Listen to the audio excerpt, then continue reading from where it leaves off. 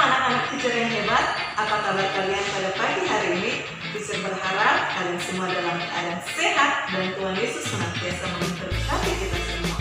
Anak-anak, di pembelajaran lalu kita sudah mempelajari tentang Raja Punawatman, Cakra Warna, Peta Pikiran dan juga Diatonis Maya. Hari ini kita akan melanjutkan pembelajaran subtema 2.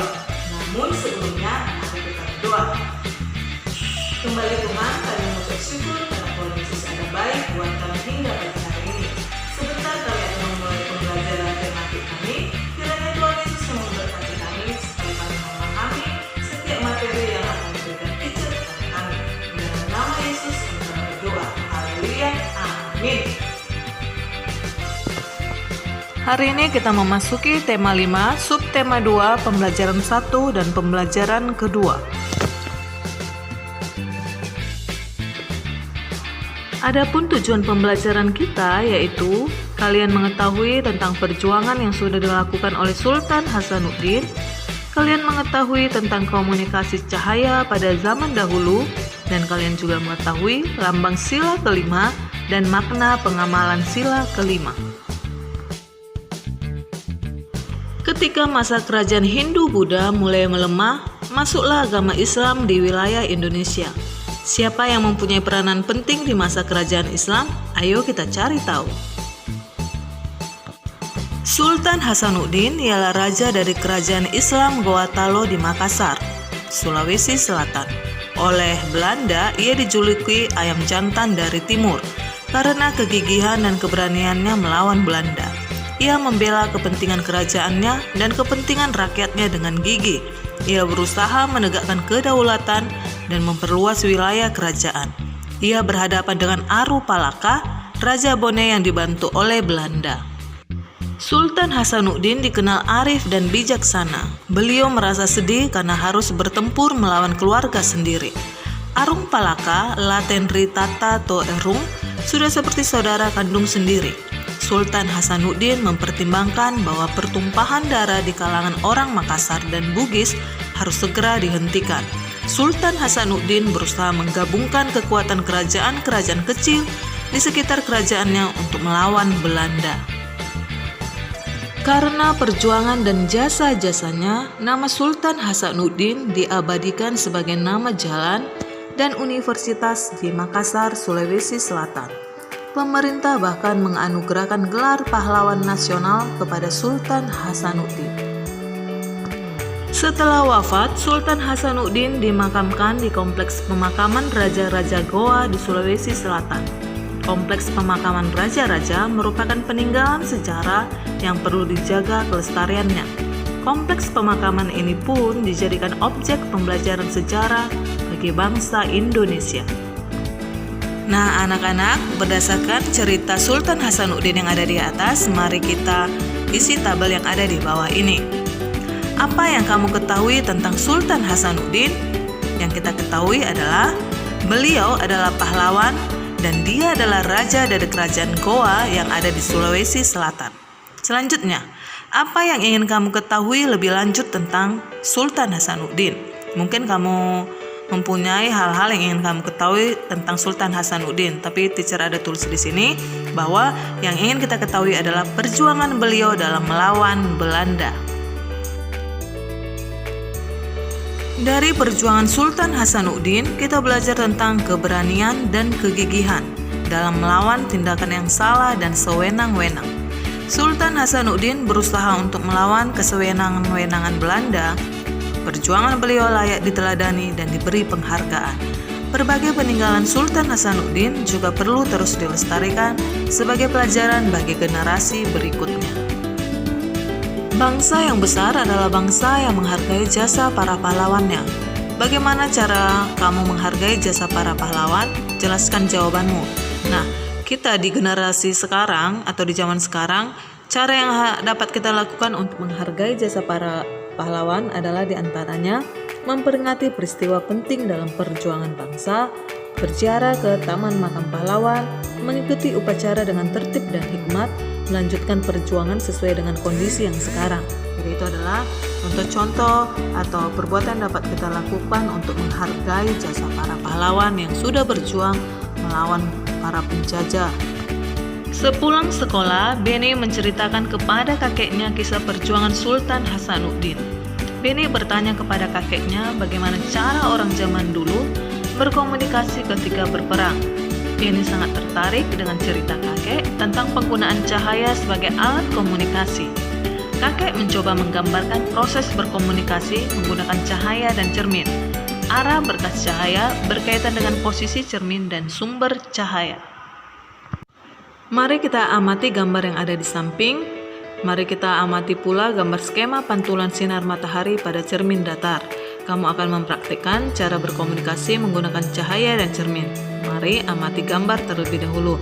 Nah, kita bisa melihat mereka memanfaatkan cahaya matahari, lalu dengan cermin yang mereka pegang, mereka akan pantulkan ke arah mana yang mereka inginkan. Tentu kamu pernah melakukan permainan cahaya yang seperti mereka lakukan. Misalnya seperti orang yang ada di gambar ini, dia memanfaatkan cahaya matahari, lalu dengan cermin datarnya dia mengarahkan pantulan cahaya matahari ke tempat yang dia inginkan. Jadi ini membuktikan bahwa cahaya itu dapat dipantulkan. Kalian dapat praktikkan komunikasi menggunakan cahaya di rumah. Kalian cukup butuhkan cermin untuk memantulkan cahaya matahari.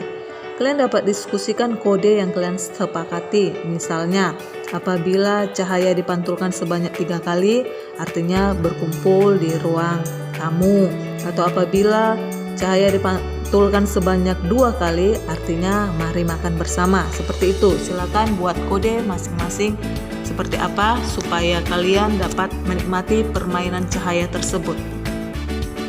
Wah, menarik sekali belajar tentang perjuangan pahlawan. Aku ingin tahu pahlawan-pahlawan lain yang ada di Nusantara. Siti ingin mengetahui lebih lanjut tentang perjuangan raja-raja Nusantara. Bersama Siti, mari kita amati gambar di bawah ini. Berikut ini adalah raja pada masa pemerintahan kerajaan Islam. Sultan Hasanuddin lahir tahun 1654 dan wafat tahun 1660 Masehi. Sedangkan Sultan Iskandar Muda lahir tahun 1607 dan wafat tahun 1636 Masehi. Mari kita amati tabel pada halaman 59. Yang aku ketahui tentang peninggalan raja-raja pada masa Islam. Peninggalan sejarah Islam di Indonesia antara lain masjid, kaligrafi, keraton, kesusastraan, pesantren, dan tradisi. Yang ingin aku ketahui lebih lanjut tentang peninggalan raja-raja pada masa Islam, yaitu perjuangan raja-raja Islam yang ada di Nusantara. Setelah mengetahui perjuangan para pahlawan, masih adakah tokoh masa sekarang yang memiliki jiwa kepahlawanan? Gusnadi Wiyoga, prestasi di tengah keterbatasan. Gusnadi Wiyoga berumur 15 tahun. Ia berasal dari keluarga sederhana yang tinggal di Dusun Waringin, Maguwaharjo, Sleman, Yogyakarta. Ayahnya adalah seorang tukang sol sepatu dan ibunya adalah seorang ibu rumah tangga. Kondisi perekonomian orang tua Gusnadi yang kekurangan tidak membuatnya patah semangat untuk berprestasi. Yoga, panggilan akrabnya, berhasil meraih medali perak Olimpiade Sains Nasional atau OSN tahun 2011 di Manado. Hasil ini mengantarkan Yoga mewakili Indonesia di internasional wilayah Asia Pasifik tahun 2011. Pada kompetisi ini, Yoga mendapatkan medali perak. Kesederhanaan tidak menjadi hambatan baginya untuk berprestasi. Sejak kecil, Yoga terbiasa belajar mandiri tanpa mengikuti bimbingan belajar ataupun kursus. Setiap malam, ia tekun mengulang pelajaran yang diterimanya di sekolah. Bagaimana cara memulai semuanya? Semua itu berawal ketika ia duduk di kelas 6 SD. Saat itu ia dikirim ke Hong Kong tahun 2007 untuk mengikuti lomba matematika mewakili Indonesia. Dalam perlombaan itu ia tidak menang. Namun hal ini menjadi pemicu bagi Yoga untuk terus berjuang. Nah, anak-anak, sebagai generasi yang hidup di zaman sekarang, cara kita untuk menghargai jasa para pahlawan adalah dengan belajar keras, seperti yang sudah dilakukan oleh Yoga. Yoga di dalam keterbatasan perekonomian keluarganya, Yoga tetap belajar keras dan dapat mengharumkan nama Indonesia di luar negeri atau di internasional. Jadi kita generasi bangsa ini mari menghargai jasa para pahlawan kita dengan cara belajar keras. Salah satu sikap yang dimiliki oleh Yoga adalah kerja keras. Sikap itu sesuai dengan sila kelima. Ayo kita pelajari lebih lanjut. Keadilan sosial bagi seluruh rakyat Indonesia adalah bunyi sila kelima dengan lambang padi dan kapas. Lambang sila kelima adalah padi dan kapas. Padi dan kapas digunakan karena merupakan kebutuhan dasar setiap manusia, yakni pangan.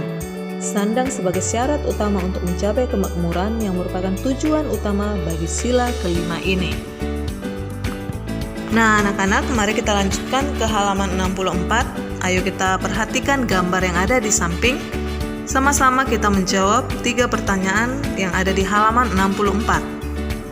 Nomor 1. Apakah Edo sudah membagi pekerjaan secara adil? Jelaskan. Ya, Edo sudah bersikap adil dengan membagi pekerjaan ke seluruh anggota kelompoknya. Kedua, apakah sikap Edo dan teman-temannya mencerminkan sila kelima Pancasila? Sikap Edo mencerminkan sila kelima Pancasila, yaitu salah satunya adalah bersikap adil. Ketiga, apa yang akan terjadi jika pada saat kerja kelompok tugas tidak dibagi secara adil? Jika tugas tidak dibagi secara adil, maka ada anggota yang menerima tugas sangat banyak dan ada yang tidak kebagian tugas. Jadi, pembagian tugas juga harus dilakukan secara adil dan merata. Nah, di bawah ini adalah beberapa sikap yang sesuai dengan sila kelima Pancasila. Kamu dapat membacanya di dalam hati dan apabila keluar dalam ujian, kamu dapat menjawabnya dengan baik. Kita sudah menyelesaikan pembelajaran hari ini. Sekarang teacher kasih tugas. Kerjakan di buku tulis dan jangan lupa menulis soalnya. Teacher ingatkan kembali supaya menulis menggunakan pulpen. Kerjakan buku tema 5 halaman 62 nomor 1 hingga nomor 4. Lalu nanti teacher akan kirim link Zoom meeting supaya apabila ada soal atau materi hari ini yang tidak dapat kamu mengerti, silakan bergabung di Zoom meeting nanti. Terima kasih atas perhatiannya. Tuhan Yesus memberkati. Bye-bye. Demikian pembelajaran kita pada pagi hari ini. Kita tutup kembali dengan